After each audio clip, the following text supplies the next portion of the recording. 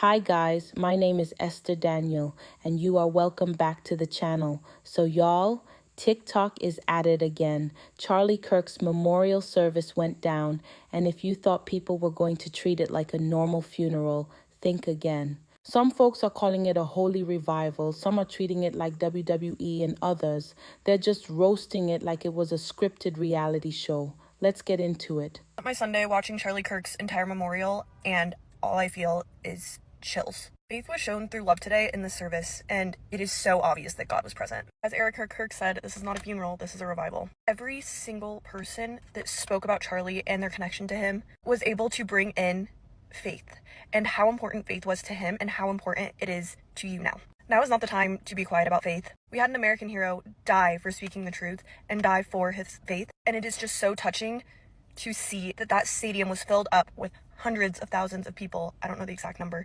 and that everyone was sitting there cheering and there in spirit with God. Times like this that our country goes through is the true turning point. And I forget who says that, but that was talked about many times during the service today. Now is the time to be loud about your faith. Tell everyone you know. Go to church, open your Bible. This is a time of inspiration and a time to love God to your fullest. I could go on and on because I think it was such a beautiful memorial to him, and I hope that if you didn't watch the whole thing that you can watch some clips because it was truly amazing.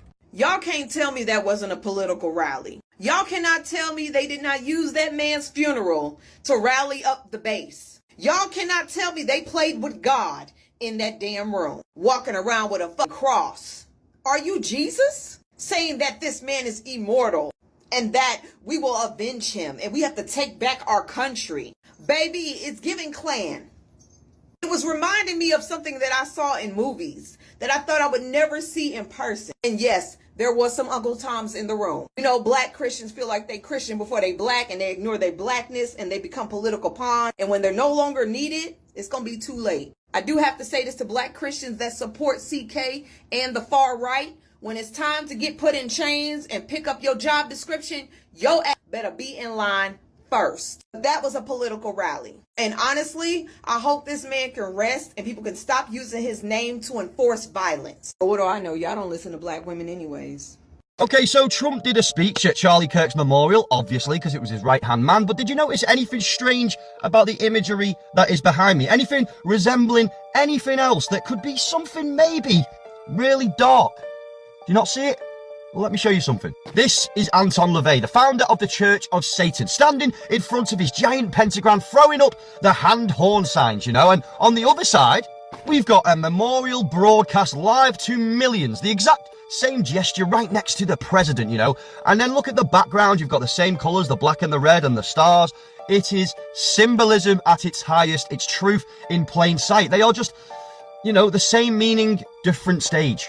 Obvious Satanism, and this is just Satanism on the world stage. They show you in plain sight where you won't realise unless you have the eye to see it. You know, most people will just think this is a rock and roll symbol or even just a random wave, but symbols aren't accidents, especially for the people at the top of the pyramid who literally communicate through imagery, hand signs and rituals. And if you don't believe me, they have done it for centuries. Just go and look at ancient Rome or Egypt or Babylon. Every empire had its own coded language of power. You know, even the Bible warns us of these signs and wonders. They're not of God, but of deception. You know, and think about it, you know, why would the exact same gesture used in occult temples appear decades later on the world stage during a moment of mourning that millions of people tuned in to watch? You see, this is how the elite speak to one another. It's simple, you know, they know that most people won't question it. They'll just laugh it off, call it a coincidence and call you crazy for even noticing it. But they also know that the ones awake will see it for what it is. It's a declaration of alliance to their leader. This isn't about politics, left or right. It's about a spiritual war, you know. Symbols are the fingerprints of the powers behind the curtain of this fucked up, manipulated matrix that we live in. So the next time that you see the hand sign flashed on the stage of the world, remember that it's not random. It pops up all the time. It's not just innocent. It's the same language that has been used in temples of darkness for generations. They hide it in plain sight because they believe that you will never notice it, but we are starting to notice it and we're not afraid to call it out. But obviously, for the censory reasons, this was all just for entertainment. I love you all, beautiful people. Don't forget to give me a follow, and I'm as fictional as a dinosaur. If somebody ever takes me clean out, and a week later, my old lady is on stage saying she forgives them, I'm gonna have to pop out from the grave like Jesus did and see about you. Because you can't be serious. Father, forgive them, for they not know what they do. That man, that young man, I forgive him.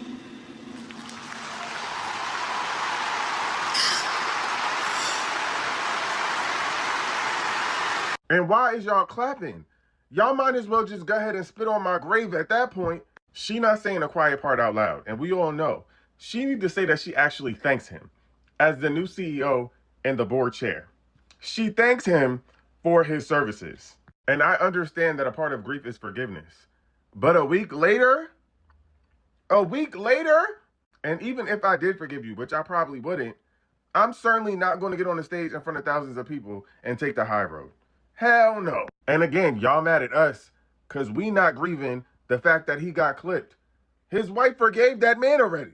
What we got to do with it? Sorry, not sorry. This entire memorial seemed odd to me. Now let me explain to you why. Charlie Kirk's wife said she forgave the man who took his life. Well, I'm not buying it. And I know that a lot of people feel the same way, and the only reason why they feel bad to say it, because they don't want to be viewed as a bad Christian. I am not saying that just because you forgive someone means that punishment goes out the window. And let me make this perfectly clear. I am a Christian, and this does not sit right with me. Now, the hardcore MAGA Christians sitting here calling Erica Kirk so strong, yeah, she didn't shed a tear. You're still buying into the narrative. And while Trump was interviewed today and told that Charlie Kirk did not believe in the concept of hate speech, then he said, well, he might not be saying that now. That's pretty hilarious. Coming from the administration who wanted less censorship and free speech. Yeah, some of us have woken up already. Meanwhile, this party's okay with censoring those who joke about Charlie, and they've got over 60,000 people in a database who we don't even know who controls it. But JD Vance backed it. Yeah, the same guy who is obsessed with Palantir. The same company that will eventually have all Americans in one database. Question everything and stop buying into the narrative control. Use your discernment, because they are manipulating you with scripture to keep you from looking at the bigger picture. From pick up the phone. So the Charlie Kirk memorial service is on hour 6 or 5 or 6, and the Dollar Tree Dictator is up talking right now. And I tried, y'all. I tried to listen, but my face just started really scrunching up. And I'm 41. I'm about to be 42. I don't want permanent frown lines. So I have to create spaces and cut shit off when it just makes me, do that for too long. I can't. I'm gonna give you some clips. One of the things that he said was that the attack on Charlie Kirk was an attack on the entire country. I'm like, no, it wasn't, because it was one of. Anywho, like I said, that had nothing to do with an attack on the country, because it was one of their own. That's crazy. But I'm gonna just show you something he said, and that's all I got. I'm not watching the whole thing. Anything that comes across my FYP, I will put not interested. And you should too. Okay? Bye. When Joe Biden used to get up, remember the speeches? We will stop MAGA. We will stop MAGA. He could barely get the words out. We will stop. I said, can somebody inform him that MAGA means Make America Great Again? How do you say you're going to stop it? Anybody, but to kill a man like this, he didn't deserve this. He didn't deserve this. Our country didn't deserve this. And anyone who would make excuses for it are just out of their mind. Charlie's was not just an attack on one man or one movement. It was an attack on our entire nation. That was a horrible attack on the United States of America. Okay, the Charlie Kirk Memorial was amazing. The entire lineup was awesome. After watching the entire memorial, I left feeling strengthened, motivated, and humbled. But I got 3 favorite speeches. Marco Rubio, Secretary of State, and JD Vance, they were on fire for God. I was feeling it. I was hyped up. I just loved their speeches. It was awesome. But my all-time favorite was Charlie Kirk's wife, Erica, who publicly forgave her husband's assassin. Like, that brought tears to my eyes. God is good, guys. God is so good. And I just want to acknowledge the worship music. The opening worship songs for the memorial was just, it really did set the tone for the entire memorial service itself. I think it's amazing what God is doing and continues to do, working his miracles in our hearts as we move forward in this crazy world. But God is good. There's this memorial thing in Arizona, which is not a funeral. It's a memorial event. Okay. That is, by the way, in large part, from what I understand, being controlled by the White House. Trump is controlled by Zionists. So they're like baiting me here. Why would I be invited by anyone in Trump's Zionist administration as I am speaking about topics that I'm speaking? It's common sense. They're not going to allow me to share the stage, right? This is, what was it? Michael Malice, am I getting the name right? When he was going on his rant, if you watch the rest of it, when he says something's not right, he says people who are close to Trump in the first administration cannot get close to him. He's like surrounded at this moment. Michael Savage, pardon. And he's telling the truth. Okay. I feel like we're an occupied nation. And nothing to do. First of all, the memorial is also an open event. So that is even crazy. But this is their sync line done, right? They're, oh, Mike, well, are you speaking? Are you one of the 5 people that's speaking at this event? No, I'm not. And guess what? That's not going to stop me from looking into this and understanding what exactly is that happened. You're trying to make us move on because you know that you messed up. And that wasn't even the worst part of this cult meeting. I mean, memorial service. He did not hate his opponents. He wanted the best for them. That's where I disagreed with Charlie. I hate my opponent. And I don't want the best for them. I'm sorry. This is a daily reminder that your digital footprint is forever. Hatred has no place in the United States of America under President Donald Trump. And to those trying to incite violence against us, those trying to foment hatred against us, what do you have? You have nothing. You thought you could Kirk? You have made him immortal. You cannot defeat us. You cannot slow us. You cannot stop us. You cannot deter us. We will carry Charlie and Erica in our heart every single day and fight that much harder because of what you did to us. Has anyone updated him? They know they've made an arrest, right? They know one person did this. So why is he inciting political violence against an enemy that he's creating in his head? And I promise you, my friend, I promise you, my brother, we will prove worthy of your sacrifice. So word on the block is that the rapture's happening soon, like in a few days. I think Wednesday or Thursday, they keep saying it's happening. Listen, take them. Take them. It's okay. We can go. Listen, we can go. It's time. We will prove worthy of your time on earth. Really like Charlie Kirk because I feel like he spoke to me, or he spoke for me. He said the things that I wish I could go and tell everybody. So he was my mouthpiece for a larger audience. Stop arguing with them. No amount of logic or reason or data will change their mind because this is the frame that they work from. They were too afraid to say it. And now Charlie Kirk's martyrdom has given them a permission structure to be even more vocally racist, Islamophobic, homophobic, transphobic. Okay, this one is actually freaky, so stick until the end. We start with this guy. Remember him? This is Richard Spencer. He briefly became the most famous neo-Nazi in America after Trump's first election with this speech. Hail Trump! Hail our people! Hail victory!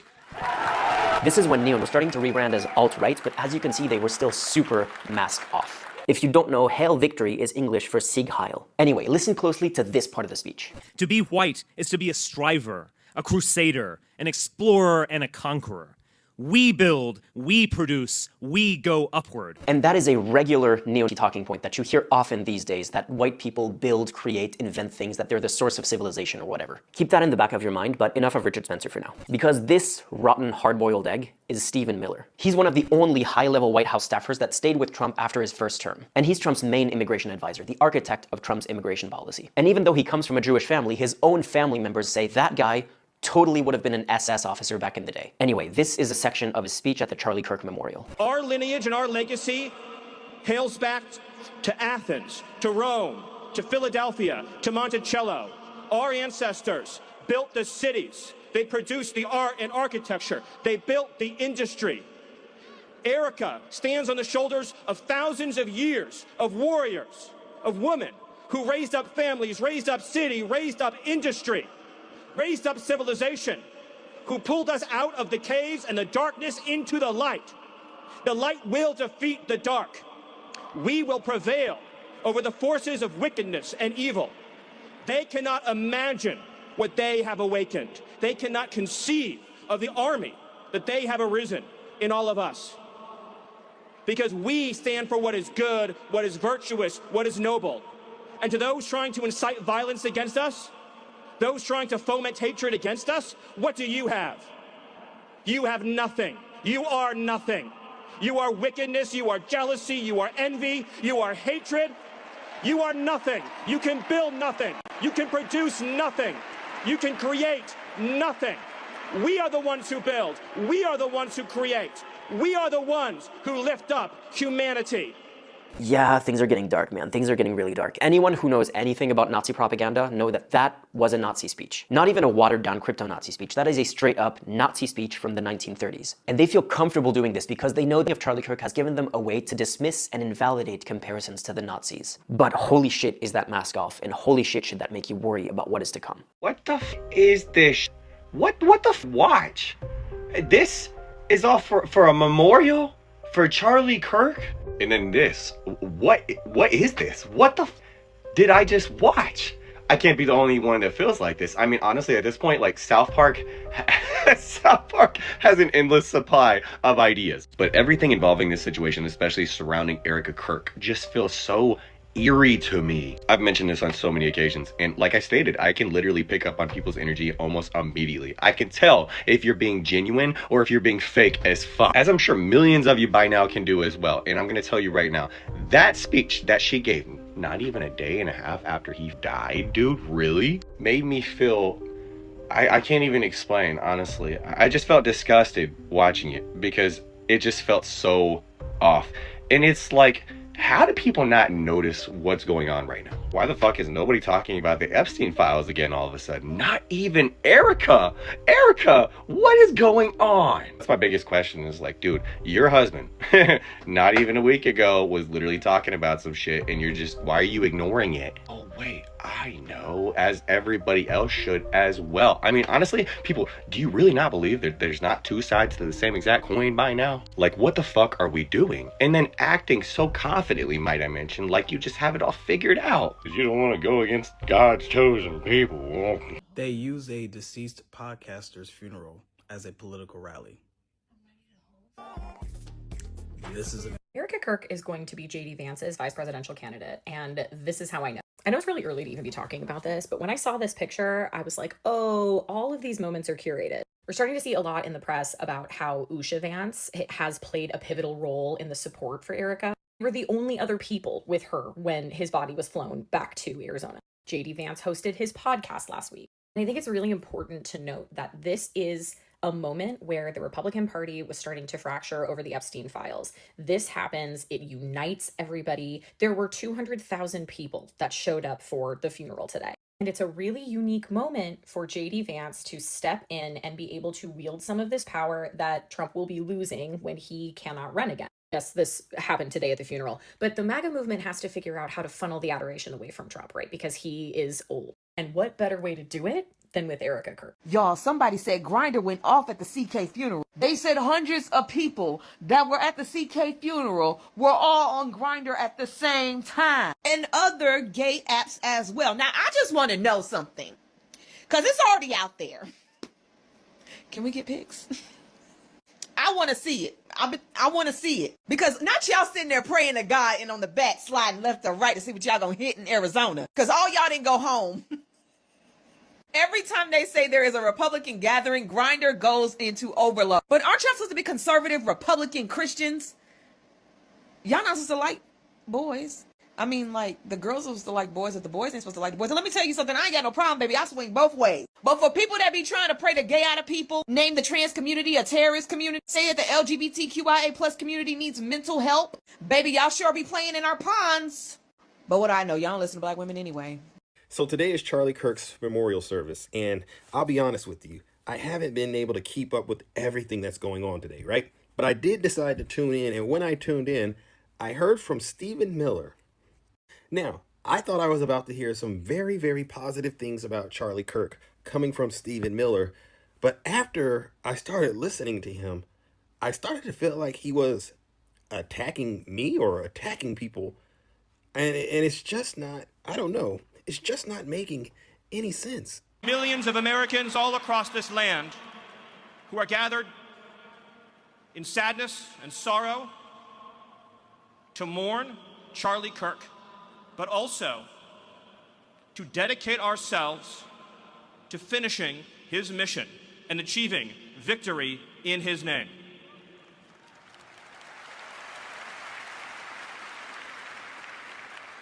The day that Charlie died, the angels wept, but those tears have been turned into fire in our hearts. And that fire burns with a righteous fury that our enemies cannot comprehend or understand. So, my first read of that is, one, I didn't hear Stephen Miller quote anything that Charlie Kirk said that is inspiring him to be a better person. Instead, it just seemed like he was unleashing all kinds of anger against his enemies. And you just can't help but wonder, in his world, who are the enemies, right? Because the suspect, from what we've all been told, has been captured. And what we've all been told is the suspect was working alone. So the question is, who are these enemies that Stephen Miller is talking about? And why couldn't he at least show Charlie Kirk some more respect and say something positive about him and his legacy? It's just not, in my opinion, it's really not making any sense at all. Maybe I'm seeing it wrong, but I haven't been keeping up with it all day long. He did not hate his opponents. He wanted the best for them. That's where I disagreed with Charlie. I hate my opponent. And I don't want the best for them. I'm sorry. Okay. Oh, what a lovely tribute that was to a man whose death was possibly a consequence of, or probably, I think you can say, a consequence of his politics, albeit that no, despite the desperate attempts of Trump and his allies, there has still been no particular success in proving commitment to a particular cause. That's just horrible, actually. Absolutely. But anyway, he's a leader, remember. No, not a flipping lawyer. Who wants a lawyer? You can have a leader like that. Talking about how much he hates people at a memorial service for somebody who appears to have been a victim of hate. Wait, is it just me? I mean, it feels like somebody's photo is missing from this poster. I just can't figure out whose. First, we had Erica Kirk. In the middle of her grief, she stood up and said she forgives the young man accused of taking her husband's life. And listen, Christians especially loved that part. Forgiveness is their language. But here's the twist. Some folks looked at that moment and asked, is this about faith or is this about optics? Then came the lineup of speakers. Donald Trump took the mic, Stephen Miller had his say, and suddenly this memorial started looking a lot less like a tribute and a lot more like a political rally. That's where the criticism came flooding in. People are saying, wait a minute, was this about Charlie or was this about pushing an agenda? And honestly, you can see why they feel that way. A funeral or memorial should focus on the person, their legacy, their family, their impact. But this one, it turned into a showcase for power, forgiveness on stage, and America's never-ending culture war. I get that emotions run high and everyone wants to spin a narrative. But when a man's memorial looks more like a campaign stop than a day of remembrance, people notice. Some call it faith, others call it politics. But either way, it wasn't simple mourning. If you think the way this whole thing played out says more about America than it does about Charlie, then hit that like button, share this video, and don't forget to subscribe. Because trust me, the way this country turns grief into a stage show, you're going to want to stick around for the next one.